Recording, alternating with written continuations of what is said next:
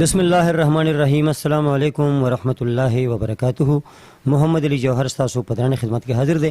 قدرمنو څنګه چې تاسو معلومه ده چې زموږ په دې سیمه کې زموږ په دې خطه کې داسې زموږ درنه خواږه مشران شته چې هغې په یو خپل فیلډ کې په خپل میدان کې هغې پوره عمر ورکړی دی، خو بیا د هغې وروستو تپوس څوک نه کوي. په دغه نوموړو ښاغلو کې اکمل لیونی چې زموږ ډېر دروند خوږ مشر، ډېر ښه شاعر، ډېر زبردست هغه لهجه، ډېر ښه آواز، ډېر ښه انداز د هغې، خو نن سبا هغې چې دی نو د یو بیمار په شکل کې، د مریض په شکل کې په کور کې پراته دي. د خپو د لاسه ډېر زیات هغې مسلې، ډېره زیاته بیماري په کور کې تېره کړه. او که تاسو ووایم چې د ټول عمر اول چې دی نو عامه مزدوري کړې ده، دغه شان ټاټکي مزدوري چې ورته موږ وایو هغه یې کړې ده، عام هر قسم مزدوري دې کړې ده. بیا چې کله دې دغه مسله ورته راغله نو هغې نه پس دې د کتابونو هغه سلسله شروع کړه چې هغه کتابونه به دي چې کوم ځای ته به تله مشاعرې ته، که دې به ښه و که ښه به نه و، خو هغه کتابونو پڼ به یې ځان سره وړو او هغه کتابونه به یې خلکو ته مخې ته کېښودل چې دا کتابونه تاسو زما نه والی او په دې کې زما رزق دی.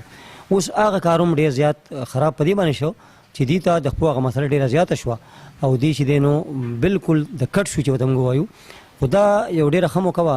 ډاکټر ایوب روز صاحب د هغې یو پروګرام جوړ کړی و دلته کې په کاټلنګ کې، پلاګۍ ورته وایي، شموزو علاقه ده. نو دلته کې دې پروګرام جوړ کړی، په دې کې ما اکمل لیوني صاحب سره ملاقات وشو ډېره موده پس. نو ما وی چې ولې نه موقع نه فایده والم او تاسو سره دې مخامخ کړم. اکمل صاحب تاسو څنګه یې؟ ټیک ټاک؟ بالکل خیر الخیر سره. تاسو څنګه یې؟ خیر دی جی. اکمل صاحب دا راته ووایه چې تاسو د څومره وخت نه په دې میدان کې یې؟ ځکه چې تاسو خو زه چې وینم نو ډېر زیات تاسو هغه منډې تړلي. نو اصل خو زه پیدایشي شاعر یم، خو تقریبا چې څه د 70 نه زما کتابونه شروع شوي دي چاپ کولو. د 1970 چې هغې کې تقریبا څه موږ به ورته عوامي شاعري وې، لکه کیسې، لوبې، ټاپې، چاربیتې، هغې 3-4 کتابونه هم که نه چې اوس نایاب شوي. هغې نه پس بیا ما تقریبا 3 کتابونه نظمونو د غزلو چاپ کړي او بیل بیل کتاب تقریبا 15-16 ایډیشنه چاپ شوي دي، خلکو خوښ کړي اخیستي دي. تاسو تقریبا څو کتابه دې وخت کې ستاسو چاپ دي؟ لکه دې وخت کې زما 3 کتابونه د نظمونو چاپ دي او 2 تذکرې دي. چې هغې تذکرې کې هغه نظمونه دي کوم چې په ولي خان باندې چا لیکلي وو، د هغې کتاب نوم دی پښتون ولي. بل چې باچا خان چا نظمونه لیکلي وو ما راغونډ کړي که نه، لکه هغه د نن مضمون د نن عنوان باچا خان، دا نوم دی او دواړه شته دي په مارکیټ کې شته دي نن سبا. او دغه د کوم دی شعر و شاعري چې کوم دي؟ دغه د وړاندې کتاب تورتم چې 2 ایډیشنه چاپ شوي تر اوسه. بالکل. او په هغې باندې امیر حمزه خان شینواري صاحب دیباچه لیکلې ده، ډېره لویه دیباچه یې پرې لیکلې ده. او بل کتاب دی زما چپاونه چې په هغې باندې د مردان ډاکټر اسرار صاحب دیباچه لیکلې، او بل دی لیونتوب چې په هغې باندې هم ډاکټر اسرار صاحب او شمس قمر اندیش صاحب مرحوم خدای دې بخښي هغوی لیکل کړي دي. لیونتوب په نوم باندې مخ بل څه د کتاب بیا چاپ دي وروسته ستاسو نه پس؟ نو ما خیال دی چې همدغه دوران کې یو کتاب چاپ شوی دی بل چا. صحیح. دا راته ووایه چې دا تاسو جراثیم چې کوم د شاعرۍ هغه دي هغه خو ډېرې ورکوالې نه دي که نه؟ څه وایي چې تاسو ته یاد دا وخت؟ یاره بس داسې خاص وجه خو نه ده یاده، خو مطلب دا دی زما ذهن ته به چې څه راغله هغه وخت کې لیکل مې قلم نه راتله او ما به پنسن او کاپي خلکو پسې ګرځوله چې دا ما له ولیکئ. هغه دغه وه سبق نه وویلی که نه په ډېر لویوالي. بیا ما زه 2 کاله سکول ته تللی وم چې دومره وه چې هغه ما پښتو زده کړه، لیکل او لوستل مې زده کړه. هغوی کاغذونو کې ولیکل چې دا 2م پاس شه، پخوانی 2م پاس.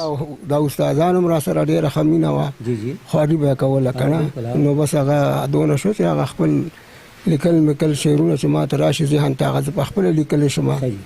او اوس خو مې ګوتې هم کار نه کوي که نه، خو بس که چې ذهن هم د دوایانو موایانو ګډوډ که نو ذخیره پرته ده ما سره. د امانت یو د مزاحیه کتاب امانت پروت دی. دغې نوم وله منتخب کړی دی؟ یاره داسې خاص نوم وله نه دی منتخب. هغې کې به مزاحیه شاعري به وي پکې؟ او ټوله مزاحیه شاعري ده انشاءالله. ښه جي. دا راته لږ ووایه ستاسو بنیادي خپل کلی کوم یو دی؟ زمونږ خپل کلی شموزو. او دا دلته که چې نن کوم پروګرام و دا زمونږ د شموزو کلي نه بیا خاص زمونږ د محلې غالخیل نه دا ټول پیلاګې د هغې نه راغلي دي. او زمونږ لکه ډېر چاپېر زمونږ د کورونو د دوی کورونه وو چې اوس پکې نور خلک اوسي، څه خلکو وران کړي بیا یې جوړ کړل. نو دا ټول زمونږ د غم خاله خلک ته وسمو یو بل له سورازو. ډیره زیاته مننه قدرمنو. نن موږ سره اکمل لیونی. اکمل لیونی د شموزو کارټلنګ سره تعلق لري او د ډیر پخوانه زه چې کله پیدا شوی ما او لوی شوی ما زه په خبر پوه شوی ما نو اکمل لیونی صاحب مونږه په مختلف مشاعرو کې پروګرامونو کې ټلویزیون باندې په سټیج باندې اورېدو. ډېر زیات ملاقاتونه ورسره شوي دي.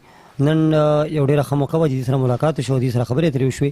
په اخره کې به زه یو خاص کوم ټولو کتونکو اورېدونکو ته چې قدرمنو تاسو اکمل لیونی به ډېر اورېدلی، تاسو به ډېر کتلی او ډېرې زیاتې منډې تړلې والې څنګه چې ما پروګرام په شروع کې هم ووې. اوس پکار دا ده چې اکمل لیونی ته کومې مسلې راپېښې دي نو د هغې مسلو د حل دپاره څه کوشش پکار دی، د هغې سره څه منډه تړله پکار ده، د هغې د صحت چې کومې مسلې دي، د هغې د کور کومې مسلې دي. یقینا چې نن سبا هر سړي د کور په مسلو کې راګیر دی، خو اکمل لیونی صاحب ډېرې زیاتې منډې د پښتو ژبې دپاره، د پښتو شعر و ادب دپاره، د پښتو د ودې او پرمختګ دپاره ډېرې زیاتې هلې ځلې کړي دي، ډېرې زیاتې سختۍ تېرې کړي دي. نو پکار ده چې په دې وخت کې د اکمل لیونی سره مونږه پوره امداد وکړو. ډېره زیاته مننه او شکریه.